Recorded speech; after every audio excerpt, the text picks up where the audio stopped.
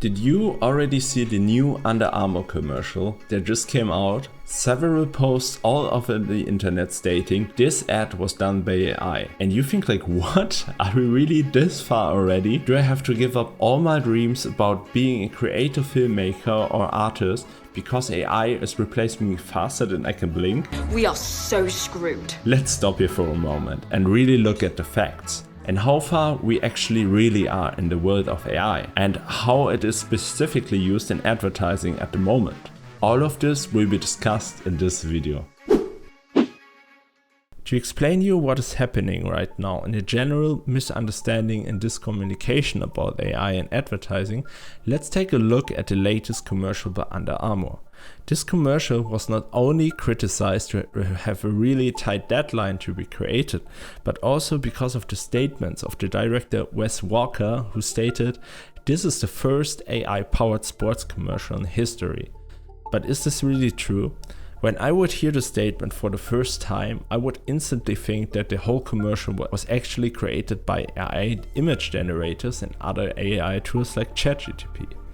But let's take a look at another statement, this time from the VFX studio, VRFX, who worked on the Under Armour ad and featuring on their site their behind the scenes video on how they created the ad for Under Armour. This is a making of look at our Under Armour video highlighting the countless hours in conceptualizing, storyboarding, 3D modeling, editing, sound designing, composing music, AI voiceover and producing AI in combination of CG visuals.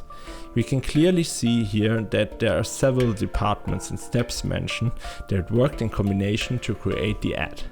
In addition to that, most of the shots were actually made of CG shots of an already existing 3D model and live footage directed by Gustav Johansson 2 years earlier. Wait, what? Yes, you heard right, there was a commercial created 2 years ago by Johansson, which was just re-employed and more or less copied in the Under Armour commercial. They said that 35mm was a part of this mixed media production. What probably should have been said is that there was an entire existing but unmentioned film-based production directed by Gustav Johansson 2 years ago.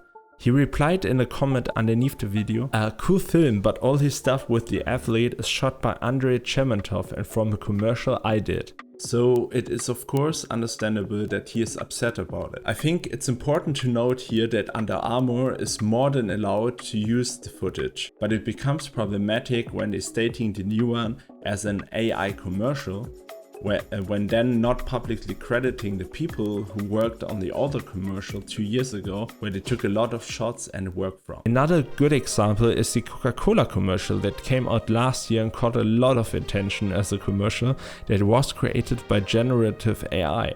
But when we then take a look at the breakdown that the great VFX team at ETC did, we can clearly see how much VFX work and captured plates on set were mainly put in here to create the ad itself. But let's take a look at how AI was really used and is used in these commercials at the moment. VRFX, the VFX team I mentioned earlier, used Midjourney, Runway, Stability AI and many more to create the ad and blend it into shots. In total, they created over 5,256 AI images, which they used for concepting and merging it with the already filmed footage, feeding most of them into Runway to create, for example, the stadium and the landscape surroundings. 11 Labs was used then to recreate the voice of the boxer Anthony Joshua, since the team had barely access to him since he needed to be prepared for his fight, which helped here of course a lot. In our Coca Cola example, it actually was a collaboration with OpenAI using the DALL-E 2 generative image model and ChatGPT. Instead of just run their painterly shots through Stable Diffusion, ETC actually developed a toolset which they called Paintify that rebuilt the 3D animation out of a series of paint strokes, capturing the lighting from the scene and the lighting from the plate and recreated from that information strokes in different styles which they then implemented into the final look for most of the shots. How could the future of AI in commercials look like in the end? As we can see currently, more and more AI workflows get introduced into commercial, especially when there are tight deadlines to be hit. It's a mix and collaboration of traditional VFX and AI tools for creating the final look rather than just creating the commercials only with AI tools. The main reasons for it at the moment are still too little control and an inconsistency between prompts and images. AI is already great at creating concept looks and developing a look and feel for the commercial. At the moment, what we see is that the first brands are forbidding advertising agencies to use AI because of the fear of facing reports because of copyright issues.